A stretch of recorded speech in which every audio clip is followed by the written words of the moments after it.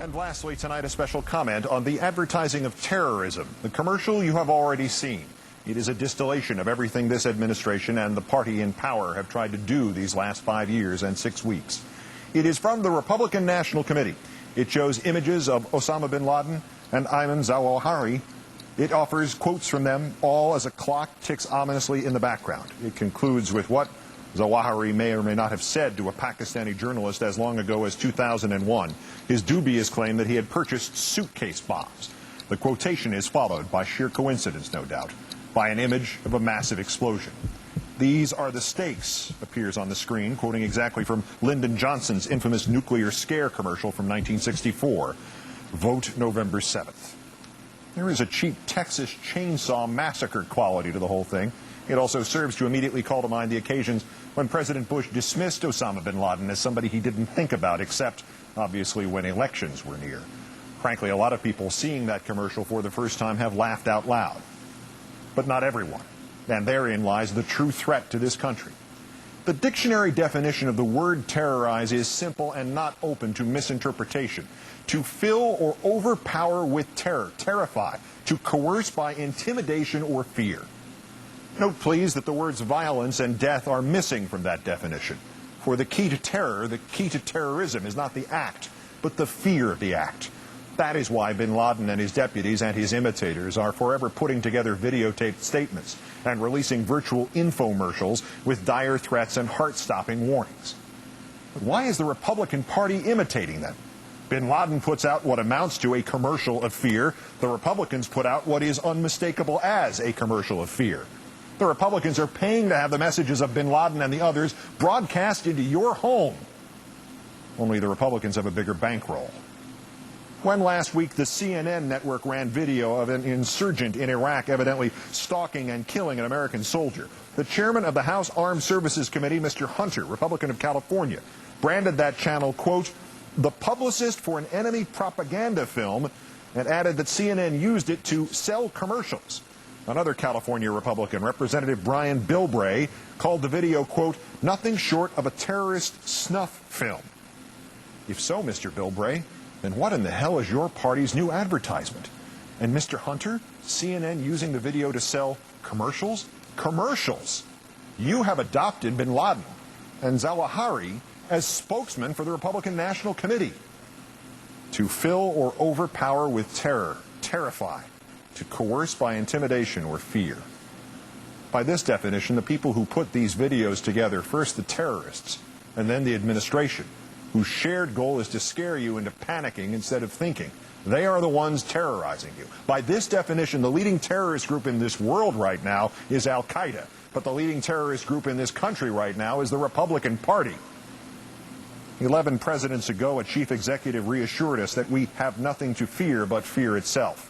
His distant successor has wasted his administration, insisting that there is nothing we can have but fear itself.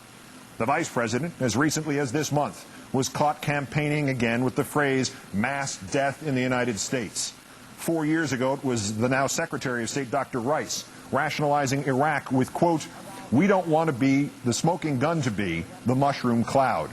Days later, Mr. Bush himself told an audience that, quote, we cannot wait for the final proof, the smoking gun, that could come in the form of a mushroom cloud. And now we have this cheesy commercial, complete with images of a faked mushroom cloud and implications of mass death in America. This administration has derived benefit and power from terrorizing the very people it claims to be protecting from terror. It may be the oldest trick in the political book, scare people into believing they are in danger and that only you can save them. Lyndon Johnson used it to bury Barry Goldwater. Joe McCarthy leaped from obscurity on its back. And now the legacy has come to President George W. Bush. Of course, the gruel of fear is getting thinner and thinner, is it not, Mr. President? And thus more and more of it needs to be made out of less and less actual terror.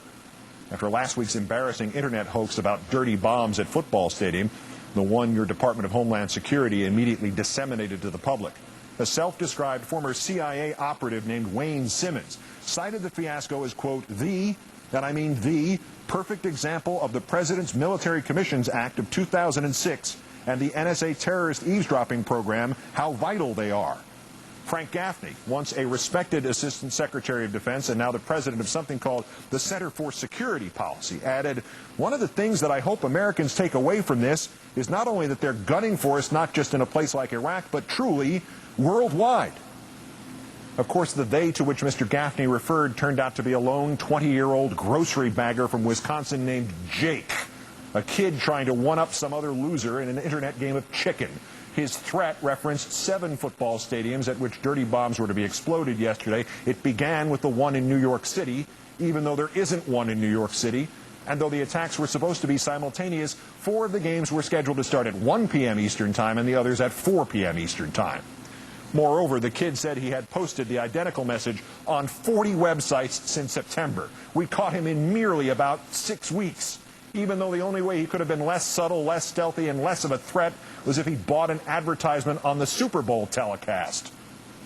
Mr. Bush, this is the what, 100th plot your people have revealed that turned out to be some nonsensical misunderstanding or the fabrications of somebody hoping to talk his way off a waterboard in Eastern Europe? If, Mr. President, this is the kind of crack work that your new ad implies that only you and not the Democrats can do, you, sir, need to pull over and ask for directions. The real question, of course, Mr. Bush, is why did your Department of Homeland Security even release that information in the first place? It was never a serious threat. Even the first news accounts quoted a Homeland spokesman as admitting strong skepticism, the kind of strong skepticism which most government agencies address before telling the public, not afterwards. So that leaves 2 options, Mr. President. The first option, you and your Department of Homeland Security don't have the slightest idea what you're doing here, thus contrary to your flip-flopping between saying we're safe and saying, but we're not safe enough, and contrary to the Vice President's swaggering pronouncements about the lack of another attack since 9/11, the last 5 years has been just an accident. Or there's the second option.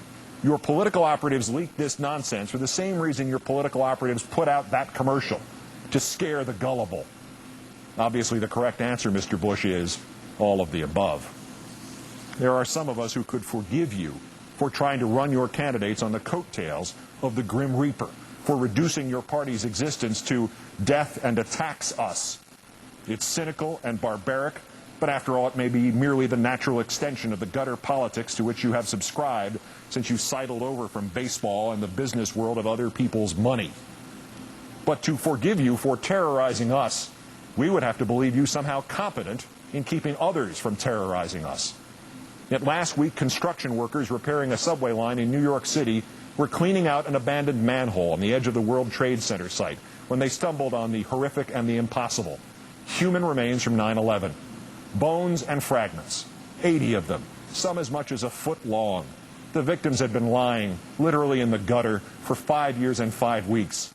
The families and friends of each of the 2,749 dead, who had been grimly told in May 2002 that there were no more remains to be found, were struck anew as if the terrorism of that day had just happened all over again. And over this weekend, they have found still more remains.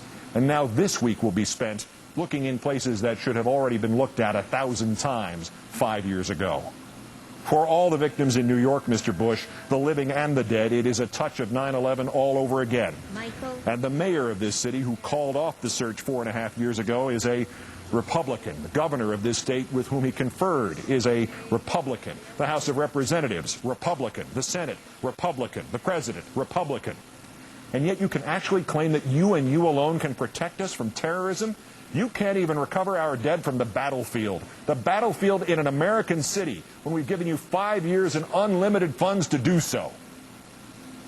While citing a Military Commissions Act so monstrous that it has now been criticized by even the John Birch Society, you told us, Mr. Bush, quote, "There is nothing we can do to bring back the men and women lost on September 11th, 2001, yet we'll always honor their memory, and we will never forget the way they were taken from us."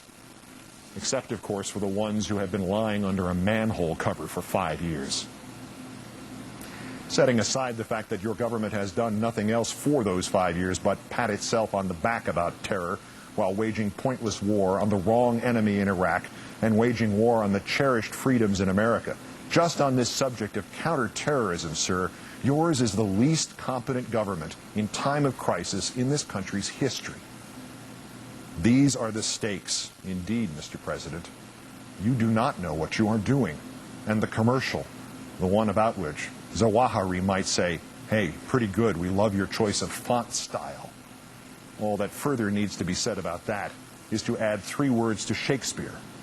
Mr. President, you and that advertisement of terror are full of sound and fury, signifying and competent at nothing. Good night and good luck.